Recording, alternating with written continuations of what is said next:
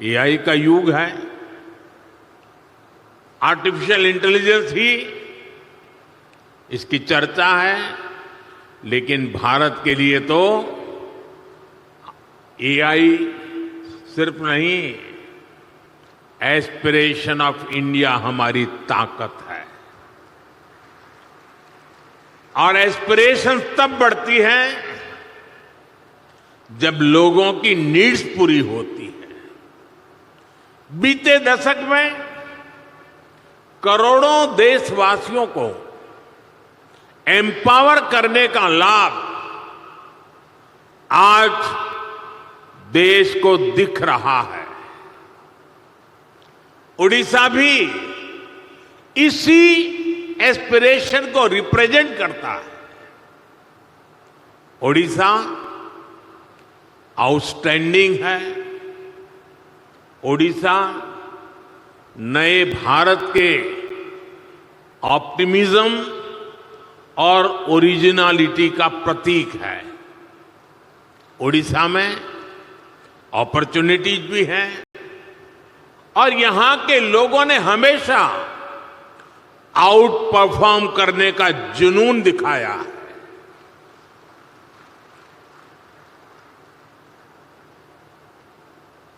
मैंने गुजरात में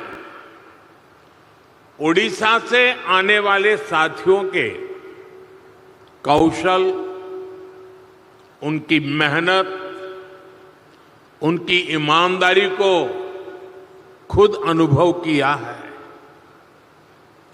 इसलिए आज जब ओडिशा में नए अवसर बन रहे हैं तो मेरा पक्का विश्वास है ओडिशा बहुत जल्द विकास की उस ऊंचाई पर पहुंचेगा जहां पहुंचने की किसी ने कल्पना तक नहीं की है। मुझे खुशी है कि मुख्यमंत्री मोहन चरण मांझी जी की पूरी टीम उड़ीसा के विकास को तेज गति देने में जुटी है। Food processing, petrochemical, port-lead development, fisheries, IT, edutech, textile, tourism, mining, green energy, ऐसी हर इंडस्ट्री में उड़ीसा भारत के लीडिंग राज्यों में से एक बन रहा है। साथियों, भारत आज बहुत तेज गति से दुनिया की तीसरी बड़ी इकोनॉमी बनने की तरफ आगे बढ़ रहा है। $5 ट्रिलियन इकोनॉमी का पड़ाव भी अब ज्यादा दूर नहीं है। बीते दशक में मैन्युफैक्चरिंग में भी भारत की ताकत सामने आने लगी है। अब भारत की इकोनॉमी के विस्तार के दो बड़े पिलर हैं। एक हमारा इनोवेटिव सर्विस सेक्टर और दूसरा भारत के क्वालिटी प्रोडक्ट्स। देश की तेज प्रगति सिर्फ रॉ मटेरियल के एक्सपोर्ट पर संभव नहीं है।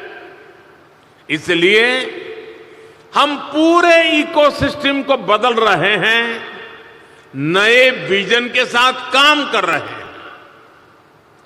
यहां से मिनरल निकले और फिर एक्सपोर्ट होकर के दुनिया के किसी देश में पहुंचे, वहां पर वैल्यू एडिशन हो, कोई नया प्रोडक्ट बने और फिर वो प्रोडक्ट भारत में वापस आए।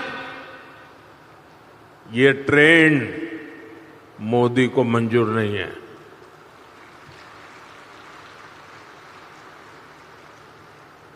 इस ट्रेंड को अब भारत बदल रहा है। यहां के समंदर से सी फूड निकले और फिर दुनिया के किसी दूसरे देश में वो प्रोसेस होकर बाजारों में पहुंचे, ये ट्रेंड भी भारत बदल रहा है। ओडिशा में जो रिसोर्सेज हैं,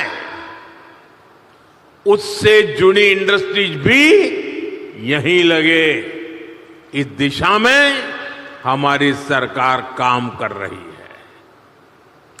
आज का ये उत्कर्ष ओडिशा कॉन्क्लेव भी इसी विजन को साकार करने का एक माध्यम है।